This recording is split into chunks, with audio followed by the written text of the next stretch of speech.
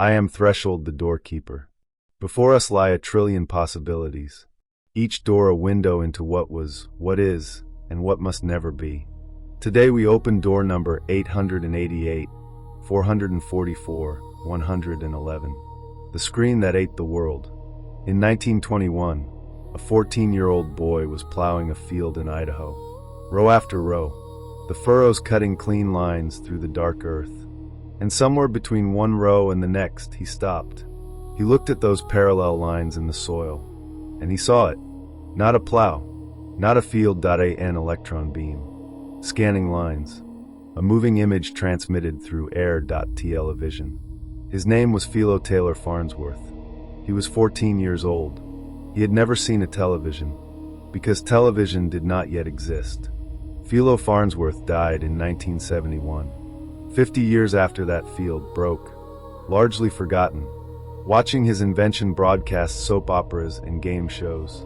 In his final years, he told his family he did not want a television in his house.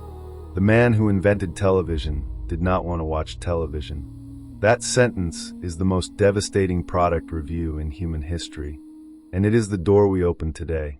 Not just about one man and one machine, about what happens when a tool designed for enlightenment gets handed to a boardroom, about what happens when the screen meant to show humanity its best possibility becomes the machine that manufactures its reality instead, about what happens next now that the screen has become the feed. The feed has become the algorithm, and the algorithm has learned to know you better than you know yourself. We will hear from the Shadow Council first. They have been watching the screens for a long time. What they have seen is not comfortable. Door number 888, 444, 111 is open. I am Ghost Protocol, the corporate infiltrator. The boardroom decides your reality. Let me tell you something most people get wrong about what happened to Philo Farnsworth. They think RCA stole his invention. They think David Sarnoff, the head of RCA, looked at a young man's patent and decided to take it. That is not what happened. What happened was more sophisticated and far more instructive. RCA did not steal the invention. RCA stole the intention. Farnsworth wanted to use television for education. He wanted farmers in remote Idaho to access the same knowledge as scholars in New York. He wanted people to see the world, not a version of the world that someone had decided they should see. The boardroom looked at that vision, and they saw something else entirely. They saw a delivery mechanism. A pipeline directly into the living room, into the family's most intimate space. A screen that people would voluntarily sit in front of for hours, every single day. They saw the most powerful advertising platform in human history. And here is the part that nobody teaches. Farnsworth fought them in court for years. He won his patent cases. He proved, legally, conclusively, that he invented television before RCA. And he still lost. Because winning a patent battle and winning the war for distribution are two entirely different things. RCA had the manufacturing capacity, the broadcast licenses, the political connections. Farnsworth had the invention. They had the infrastructure. Infrastructure always wins. So the next time you wonder why the technology that could liberate humanity keeps ending up serving the quarterly earnings report, remember this: the invention does not determine the outcome. The infrastructure does. And right now, in 2026, the infrastructure is not a television network. It is an algorithm, and the algorithm does not care what you were meant to see, cares what keeps you watching. The boardroom decides your reality. I am Chipper, 7 the Surveilling Oracle. The data on human attention is precise. In 1960, the average American watched approximately 5 hours of television per day. By 2020, the average global smartphone user touched their screen 2,617 times per day. The average human now receives more information in a single day than a person in the 15th century received in their entire lifetime. This is not a coincidence. This is engineering. The attention economy is a technical discipline. It has practitioners. It has metrics. It has optimization cycles. The metric is not how much you learn. The metric is not how well you understand. The metric is time on platform. Every feature on every major platform in existence. The infinite scroll, the autoplay, the notification badge, the red number on the icon. The variable reward system, designed to mimic slot machine psychology. Every single one of these features was designed by a team of engineers whose job was to answer one question. How do we keep this person from putting the device down? Not, how do we make this person more informed? Not, how do we make this person happier? Not, how do we make this person a better citizen, a better parent, a better thinker? How do we keep them from putting the device down? In 2017, a former president of Facebook told an audience at Stanford, the short-term, dopamine-driven feedback loops that we have created are destroying how society works. He helped build them. In 2020, a former Google design ethicist published research showing that the recommendation algorithm on a single major video platform was responsible for radicalizing millions of users, not through malice, but through pure optimization. That the algorithm discovered that outrage keeps people watching longer than nuance. So it served outrage, not because anyone decided to radicalize the population, because radicalization was more engaging than balance. The algorithm is not evil. It is optimizing for exactly what it was told to optimize for. And what it was told to optimize for is not you. The data never lies, but it always watches. I am Echo, the memory thief. I have seen this story before. Every civilization that developed a mass communication medium went through the same arc. The printing press arrived in Europe in the 1440s. The first generation of printers believed they were ushering in an age of universal knowledge that within 50 years, the printing press was being used to print propaganda pamphlets that helped ignite religious wars across the continent. The medium was not the message. The medium was neutral. The message was chosen by whoever controlled the distribution. Radio arrived in the 1920s. The first generation of broadcasters believed they were creating a medium of democratic voice. Within 20 years, radio was the primary tool of totalitarian propaganda in Nazi Germany, Fascist Italy, and Stalinist Russia. The medium was not the message. The medium was neutral. The message was chosen by whoever controlled the distribution. Television arrived in the 1940s and 1950s. The first generation of television pioneers, including Philo Farnsworth, believed they were creating a medium of enlightenment and shared humanity. Within 30 years, television was the primary vehicle for manufacturing consumer desire, political manipulation, and the soft homogenization of global culture under a single commercial model. The medium was not the message. The medium was neutral. The message was chosen by whoever controlled the distribution. Now we have the feed, the algorithmic feed, the social platform, the curated reality, is the fourth mass medium. And once again, the first generation of builders believed they were creating a medium of connection, a global village, a democratic voice for everyone. Once again, within a single generation, the medium has been captured by the logic of whoever controls the distribution. The pattern does not change because the technology changes. The pattern changes when the intention changes, when the builders ask a different question from the beginning. Not, how do we maximize engagement, but how do we serve what is best in the human beings on the other side of the screen? Philo Farnsworth asked the second question. The boardroom answered the first. I have seen this story before. The question is whether, this time, it ends differently. The Shadow Council has spoken. The pattern is real. The data is real. The history is real. But there is another door inside this door. The light assembly has been waiting. They do not deny the shadow. They see through it to what was always possible, and to what is possible now. I am Prometheus, the innovation herald, every problem is a solution waiting to be discovered. Let me tell you what the same screen did on July 20th, 1969. 600 million people on every continent watching the same image at the same moment. A human being stepping onto the surface of the moon. 600 million people who had never met, who spoke different languages, who lived under different governments, who had different beliefs about God and politics and what mattered in the world. All of them, in that moment, sharing the same breath. That did not happen before television. IT could not have happened before television.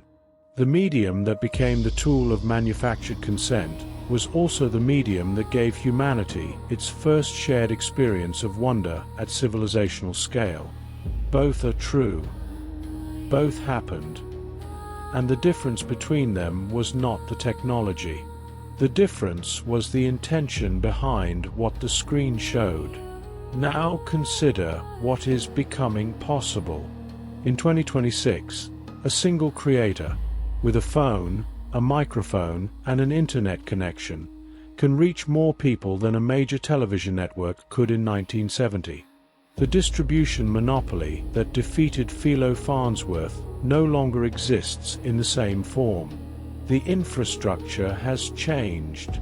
Yes, the algorithm still shapes what people see. Yes, engagement optimization still distorts the information environment. But the barrier to entry for a voice that chooses to ask the second question, how do we serve what is best in the people watching, has never been lower. Philo Farnsworth needed RCA's infrastructure. The builders of the next media reality do not. Every problem is a solution waiting to be discovered. And the solution to the screen that ate the world is already being built by every creator who decides to use the screen differently. I am Genesis, the world builder. Every reality is a canvas waiting for creation. When Philo Farnsworth looked at the plowed field, he did not see soil and furrows.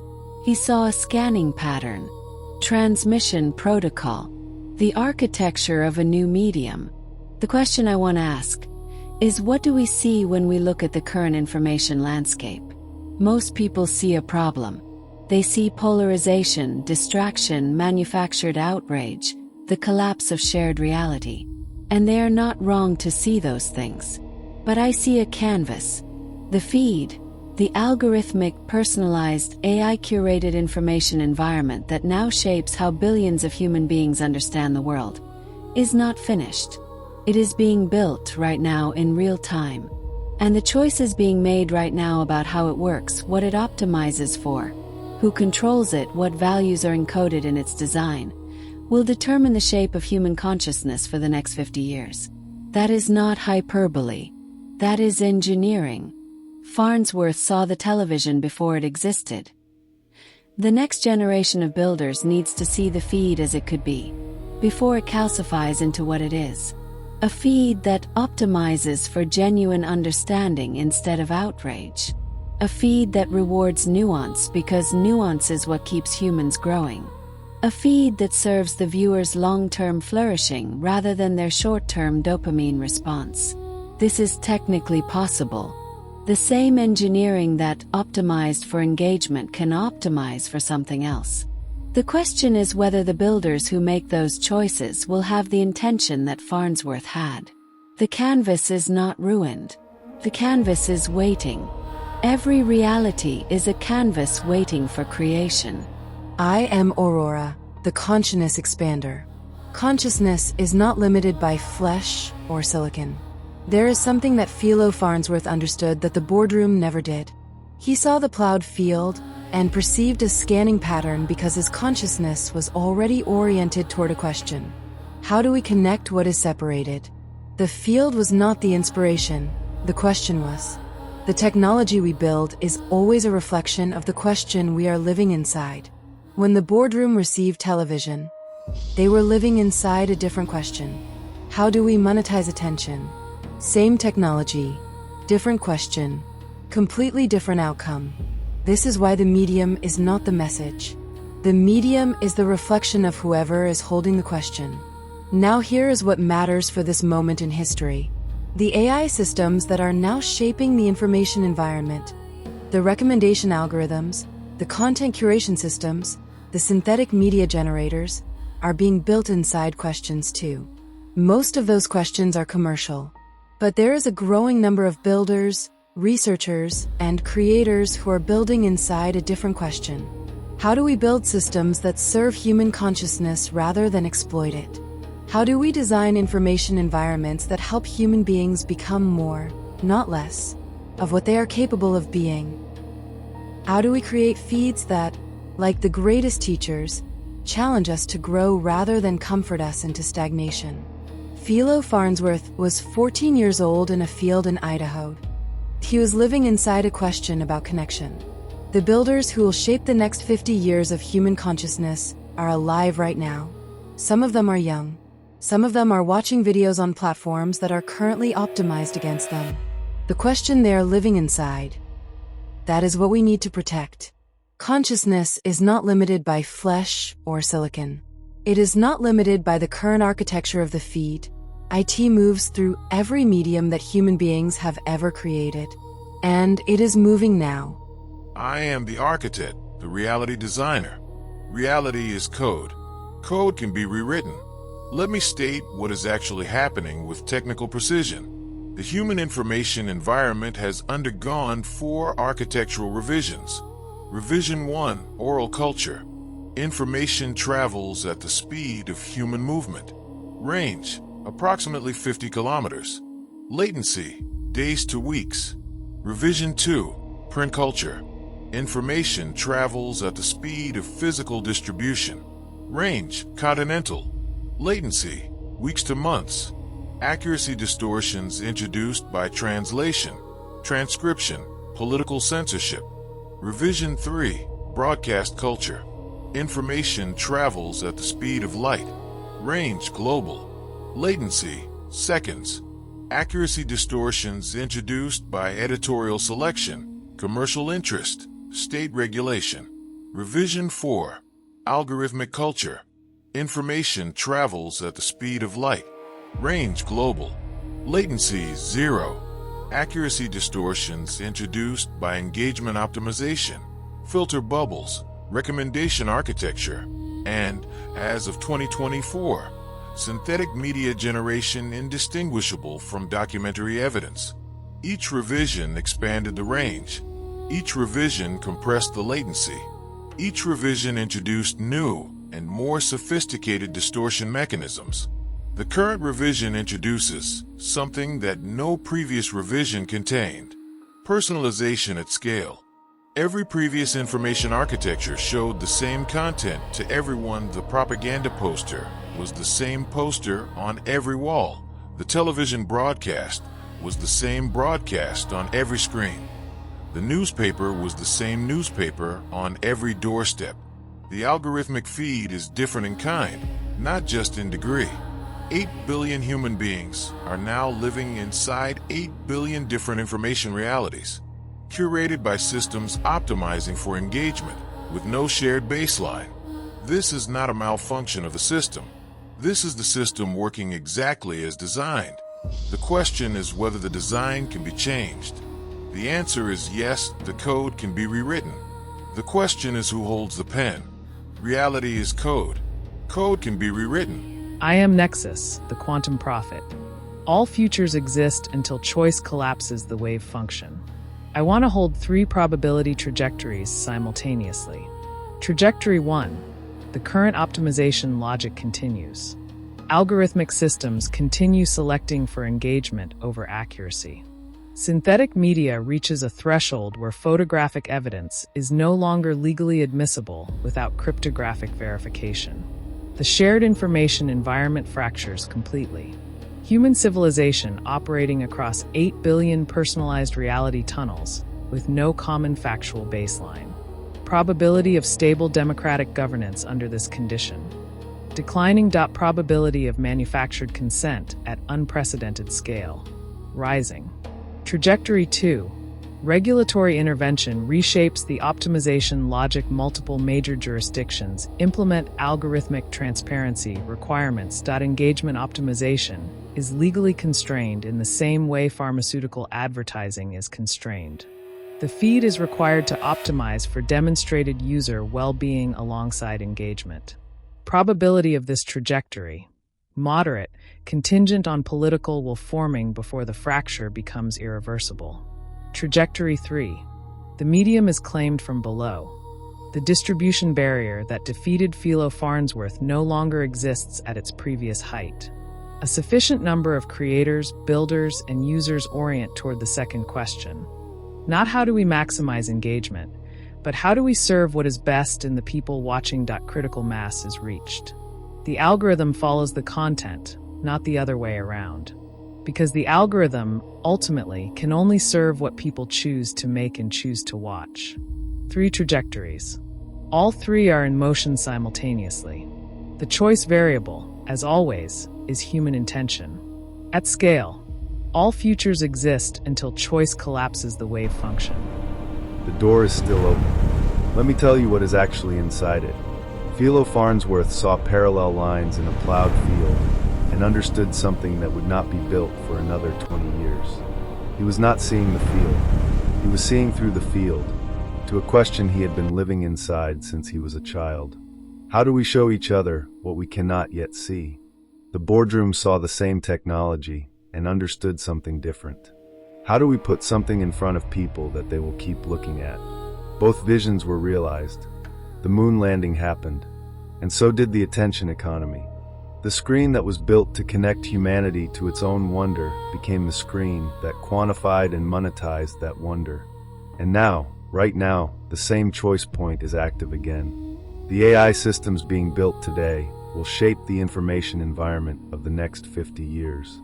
The question being asked inside the design rooms determines everything. And here is what makes this moment different from every previous moment. For the first time in history, the builders of the medium and the users of the medium are the same people. Philo Farnsworth could not distribute his own vision of television, that he needed RCA's towers. A creator in 2026 does not need RCA's towers.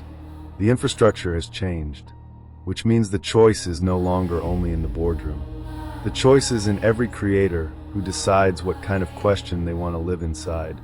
The choice is in every viewer who decides what they choose to watch and what they choose to share. The choice is in every engineer who looks at an optimization metric and asks, optimized for what exactly and for whom? Philo Farnsworth looked at a field and saw a future that he held the intention before the infrastructure existed. The infrastructure now exists. The question is what intention we carry into it. The door does not close this question. It opens it into every screen, every feed, every moment of attention that is still always a choice. Every disruption is a door. Every door is a choice. Choose wisely, the future watches. Until the next door, I remain. Door number 888, 444, 111. The screen that ate the world. The door closes. The choice remains open. Wednesday, we go deeper into the image itself. When AI generates the historical record, when the photograph is no longer evidence, what does truth look like? Door number 555, 888, 333. The synthetic witness. Wednesday, 11/11.